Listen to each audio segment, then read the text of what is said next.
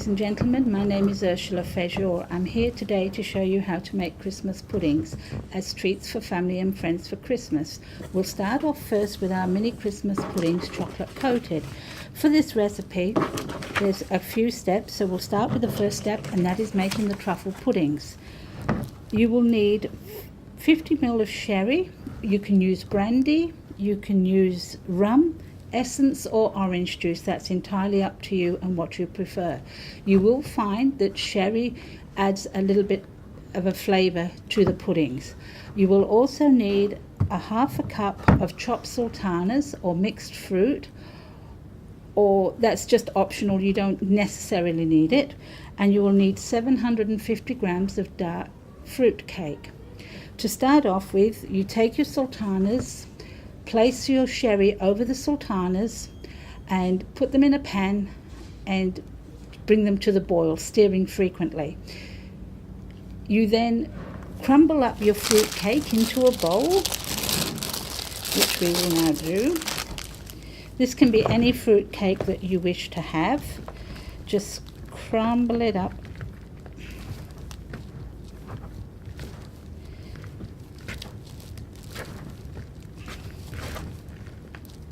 To fine crumbs if possible, but that doesn't matter because you're going to be rolling them out again anyway. It seems a pointless exercise, but this is how we get the extra fruit and the sherry through it. Okay, so that's fine. Of course you're going to have some big lumps because there's fruit in here. You then will add your mixed fruit or your sultanas into this mixture. Just combine this .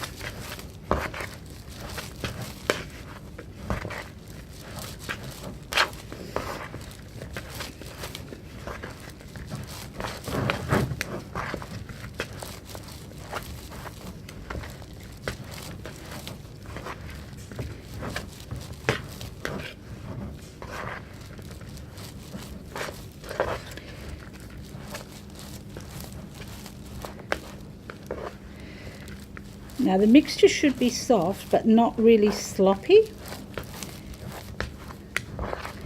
and it should be able to hold its shape when taken and formed into balls.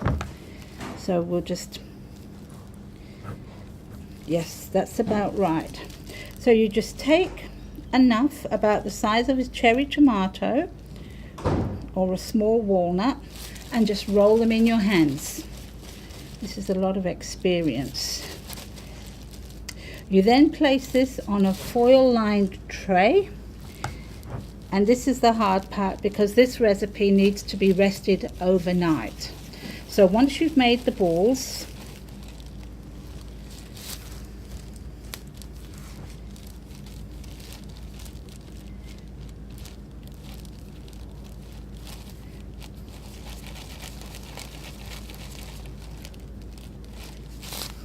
you put them away. So we've done all our cake mixture.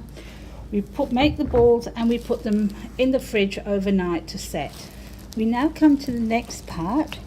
We need for this 375 grams of milk or dark chocolate melted.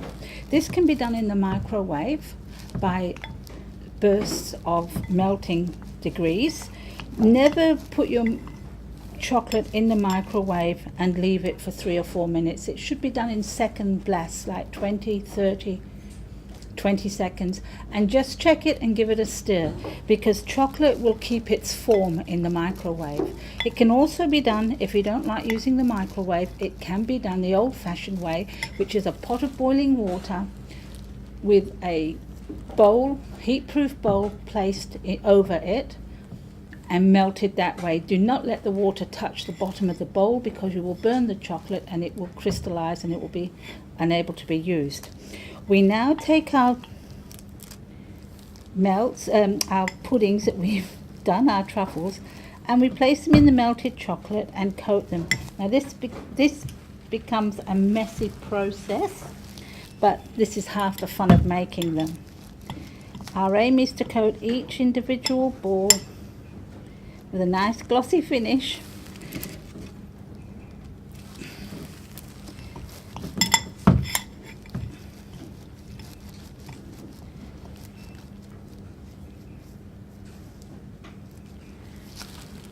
Oops.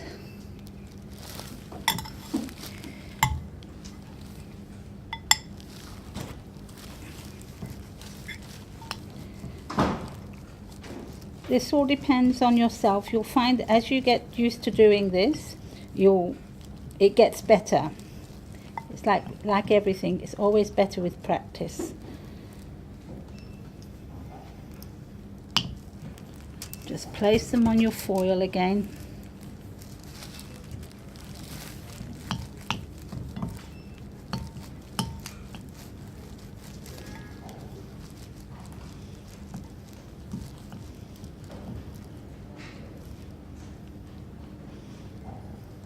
Now, if you want to be extra decadent, you can always double coat these balls.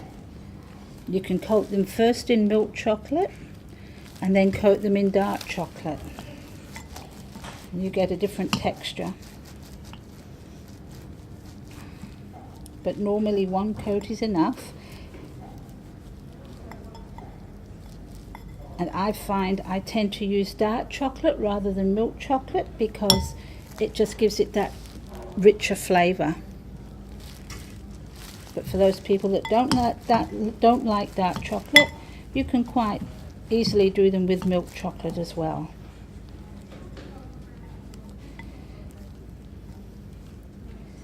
Okay.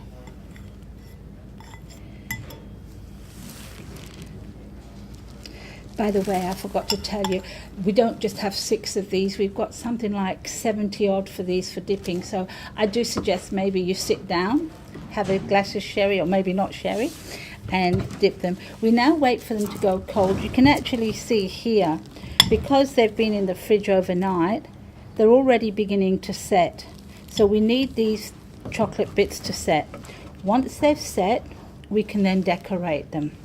Now to decorate them, we will need holly leaves and berries, which we've got here. These are made from icing. If you don't have a cutter, which a lot of people don't have, you can quite easily do your decorations with cherries and spearmint leaves. You just cut them up to look like cherry leaves or cut them into diamonds. But we do them this way because it just adds to the pudding, we think. Okay, so our next step now is we need to get some white melted chocolate and we will finish the decorations.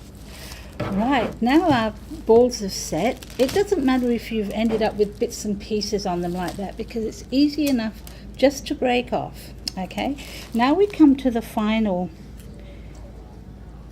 decoration part. You can put them in little paper cases if you wish. You don't have to.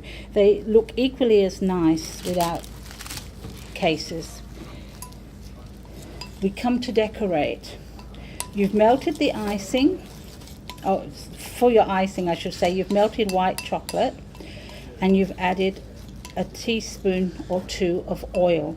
This just makes the white chocolate a little bit more pliable and allows you to droop it over the top of your pudding to look like custard falling. That's all you need to do.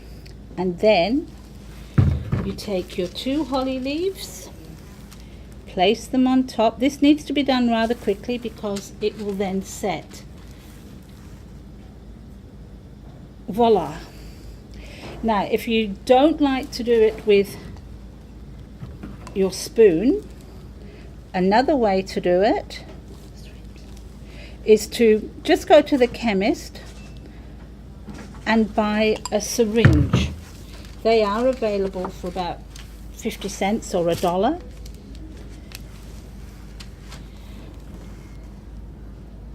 And then what you do is you just draw up your chocolate, she says.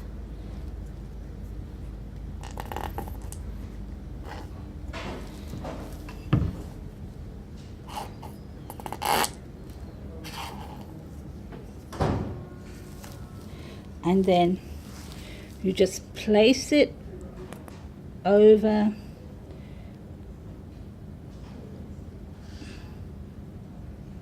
your pudding.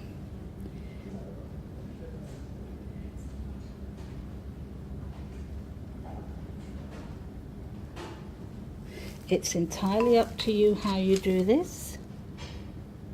A little red ball.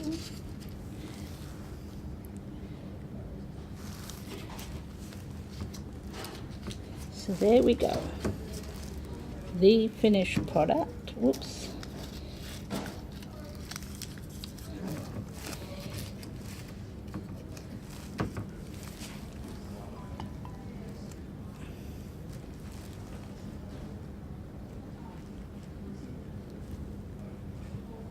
This is half the fun, and this is allowing for artistic license now.